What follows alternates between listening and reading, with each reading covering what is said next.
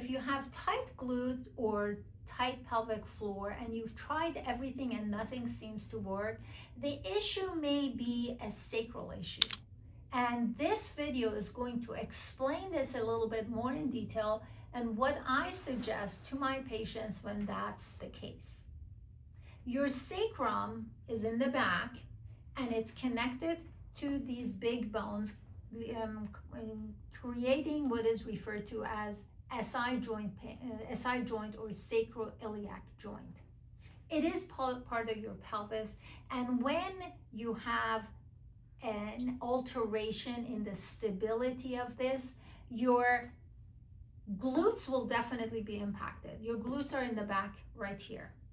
Also, the muscles inside of your pelvis will react to this instability.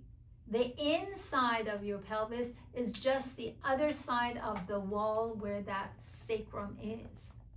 So the inside reacts to the instability on the outside, and it typically gets tight. It tries to tighten up to try to limit how much these bones move and create, or try to limit that degree of instability. So in order for you to address this, and if you're going to stretch your glutes, or you try to stretch or do stretching exercises for the pelvic floor, or you try to strengthen your glutes in an attempt to do this, this is going to be a waste. The reason for that is because your glute is not functioning in isolation. The muscles inside of your pelvis are not isolated either. They are reacting to what's happening or not happening around them. So working in isolating the area and expecting to see the results is not going to materialize. What I do instead is I try to create the environment that we had as newborn babies. That is when we learn how to stabilize our pelvis to begin with. So when we're born, we can barely hold our heads up, forget about the pelvis, and we go through the same stages of development to stabilize the pelvis, to stabilize our joints until we start walking and we start running and we become walking adults. If I create the environment that the body had then, that created that stability, and because of the fact that every walking human being on the planet Earth goes through those stages of development, tells me that I'm better off mimicking those same exact factors. So I learned how to do biological breathing because that's the breathing that babies do, and we always do until we become dysfunctional. And just like our body parts that compensate for what's happening, our breathing changes too. So biological breathing, which if you had subscribed to the channel, you would know what that looks like, but don't worry, we'll put it at the end of this video, but make sure you subscribe to the channel. That is how we lay the foundation. So I'm going to do biological breathing, and today I'm going to show you 3 examples of the beginner, intermediate, and advanced exercises to allow the stability of my pelvis and what's connected to it to take place. The first one is what's referred to as toe tapping. So I'm going to lay down on my back with this spine, this gap in the small of my back being closed. When I'm doing that, I am closing the gap. I'm breathing biologically, pushing the sides of my tummy out. My spine is nice and neutral. I'm holding my arms up and I bring one leg up. And without my body moving, I bring the other leg up. This is the beginner. This has to be in place. You need to be able to do this and not fail in this before you go to the next step.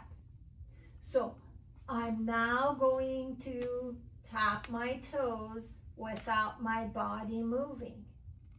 As I tap the ground, I flex my ankle, bring my leg up, and bring my thigh in. So now I'm going to repeat on the other side. So once again, I start from back here, closing the gap, bring one leg up, bring the other leg up, and I hold. And then I go through my toe tapping series. The next exercise that I absolutely love is more of a practice of etiquette. When it comes to pelvic floor dysfunction, there are 6 different areas that we need to address. I've done a video on this. We'll make sure we put that video at the end of this video because it explains things more in detail. But this exercise, which by the way, in that video you're going to see again, is going to allow the different parts of our body, the parts that do most talking, to stay quiet, while the rest that don't get to do any talking when it comes to pelvic floor dysfunction as a result of compensation to dysfunctional patterns of movement. That was I ran out of breath. So when that happens, in this exercise, we're just trying to get those body parts that do most talking to stay quiet. So I'm going to get myself close to the wall, and I bring the sides of my feet to the wall, and I don't want to feel any inner thigh engaging. So if you need to move your legs to disengage the inner thigh, you do that. Now I'm going to press on the outside edge of my feet against the wall, just gently, not let my knees come together or my legs come together. And then my abdominals with my back, with my glute, all 3 are gonna try to lift me up. It doesn't matter how far up you go. I just want to make sure your inner thigh does not engage and your pelvis, your back, and your ab do the lifting. And then you bring them down. You are not to engage your perineum. That's the space between the front, the genitals, and the anus. You're not engaging it. You're not clenching your butt. You are not feeling any tension in the inner thigh. So that's more of an intermediate exercise. And finally, I like doing the bridge. Only this bridge is not, most likely, not the one that you're used to seeing. So let's get into the detail of it.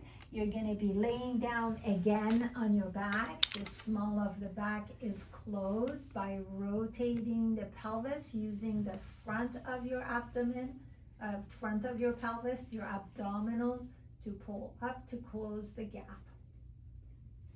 The back of your heels are about the index finger or middle finger away from your body. So I'm going to place my middle finger. I want to touch my heel with it, and then my heels and my knees and the middle of my groin are on the same line. So your knees are not out and or in. Now the pubic area, you can see that my pubic area is a little bit below my rib cage. So I'm using my back to lift that up. And now I'm going to pretend that I have these cannonballs exiting my groin, or starting to leave my groin and exiting my knees. So it's going to be pulling my knees away as the balls exit my knees. So my legs are pulling as my abs, my back, and my glutes are lifting. I'm not squeezing my butt to push it up. I am not using my abs or my back to lift me up. It's all of these areas. My abdominals, the front of my pelvis, my back and back of my pelvis, my thighs and my legs are all involved. So I'm going to do this, and I'm going to pull with the knees, pulling away towards that front wall that I have with the balls exiting my knees, and I'm holding myself in this position. If it is safe, and I've done this and I have no issues balancing myself, now I'm gonna, in this case, I'm gonna lift the left leg. So I'm gonna balance myself in a diagonal fashion from, in this case, the right foot, right quadrant, the lower quadrant, left upper quadrant are going to be working together. And as I'm about to lift my left leg, my top right quadrant is going to push in and I'm going to lift. In this case, I'm not going to be balancing or shifting my pelvis side to side or dropping it or doing anything like that. I want to keep my pelvis nice and balanced, not moving as I lift the leg up, bring it back, and drop. These all require great engagement of the front body, back of the body, and the side of the body to work together to allow the lower extremity to do something else. So this is trunk stability, which is your pelvis is part of your trunk. Your trunk is that part of your body that's covered by the gymnastic leotard. These are the exercises, these are the developmental exercises that we go through to make sure stability is there. You start from the beginning exercises and you work your way up. If you have pelvic floor dysfunction and you need help and you want to understand how to do these so you can do them on your own, use one of the methods of contact in the description box to contact me. I'll be more than happy to take a look and see if this is something I can help you with. Take care.